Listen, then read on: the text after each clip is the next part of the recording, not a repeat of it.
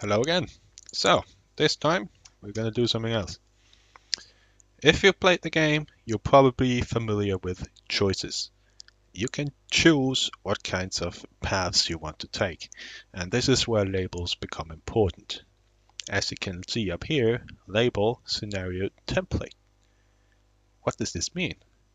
Well, if you recall, we had a file called scenario.json, which is where we put the description, the title, all that kind of stuff.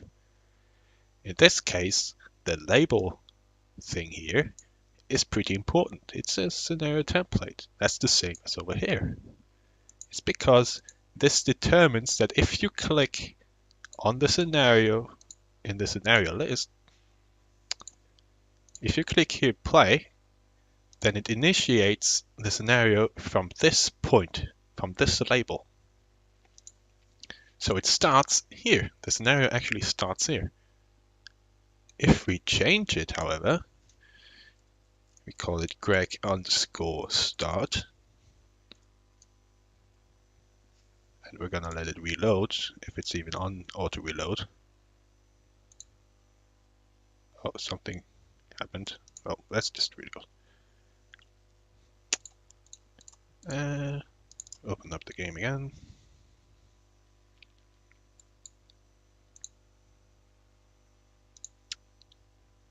You're gonna see that something is not quite right.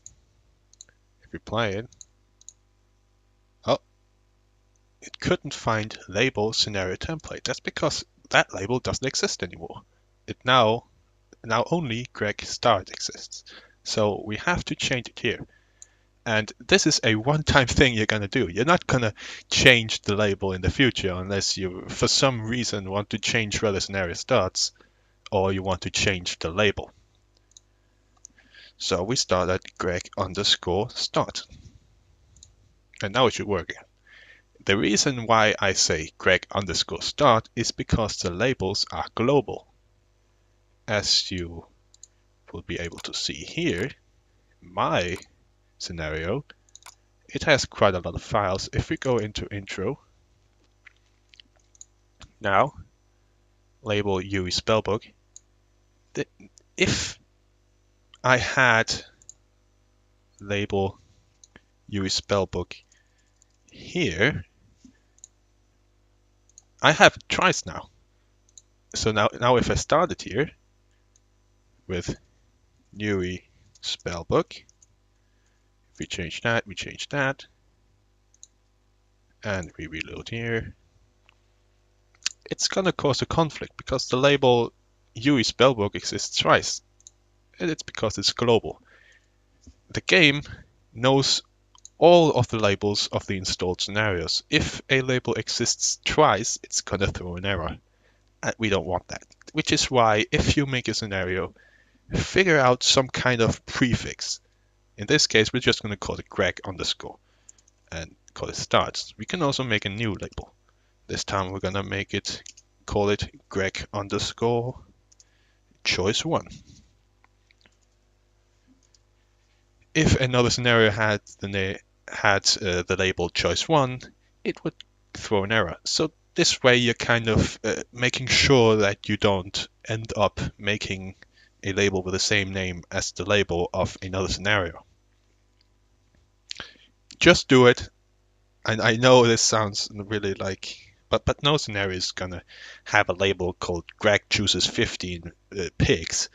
But still, just make a label called Greg chooses 54 pigs. Right? So we're gonna make a choice here. And to do that, we have to write menu because we're creating a menu. Now you can write here, did Greg choose to eat the cheeseburger? And then next, we're gonna have the options. So this is the text that is displayed at the bottom, and next comes the options that are displayed at the top. Yes, with semicolon, and we use the jump command. Jump Greg eats cheeseburger. There we go. And now indentation becomes important again because, as you can see, this one is not over here. And if I do something here again, for example, no, this isn't gonna work because this no is under the choice yes. So if we press yes right now, like it's gonna be messed up. You're gonna jump to another label, which means that we're not gonna do anything more in this bracket. So if we say I think I'm gonna choose yes, we're never gonna get here because the jump jumps us to another label that exists.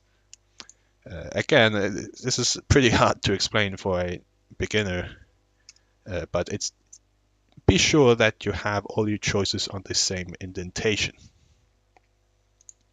So instead of saying think, we're gonna jump to Greg doesn't eat cheeseburger. Now these labels obviously don't exist, so we're gonna have to make them. Just gonna copy this because I don't want to write it. And we're also gonna make another label called this. Make sure you have the semicolon at the end because else it's just gonna be a label and nothing else. So Greg chose to eat the cheeseburger. Or Greg chose not to eat the cheeseburger. So if we save that, well, I still have this one. This shouldn't be like that. Greg start. Remember that. We're not gonna dabble in this for a while anymore. So I'm just gonna have to, oh, it restarts by itself, okay. I'm just gonna open the game again.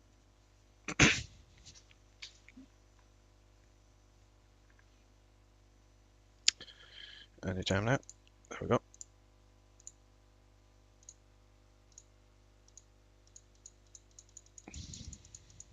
So, he transforms, and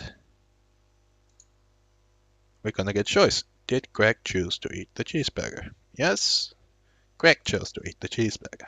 No, Greg chose not to eat the cheeseburger. So yeah.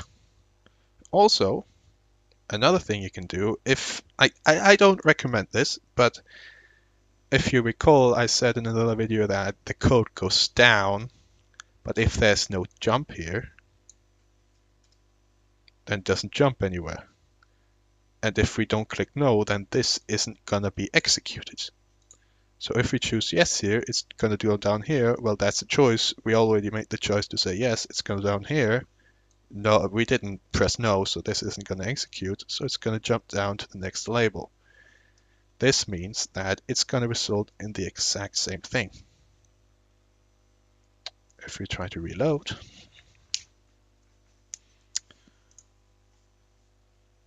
you're going to see that the labels are not, oh, well, we have to have something here. Yes, let's just say yes, whatever. So it's, if we press yes now, it's going to say yes, and then Greg chose to eat the cheeseburger. Oh my God, this is... Okay, so Morph is really buggy. You're gonna have to get used to that. It's really stretching my video time right now. Go back in, skip. And it's gonna say yes. And Greg chose to eat the cheeseburger. So that's kind of a visualization of it goes down and it skips this because we already pressed yes. And I've already told you all of this, so it's kind of pointless to say it anymore. Anyways, that's that for this video. Hope to see you in the next one.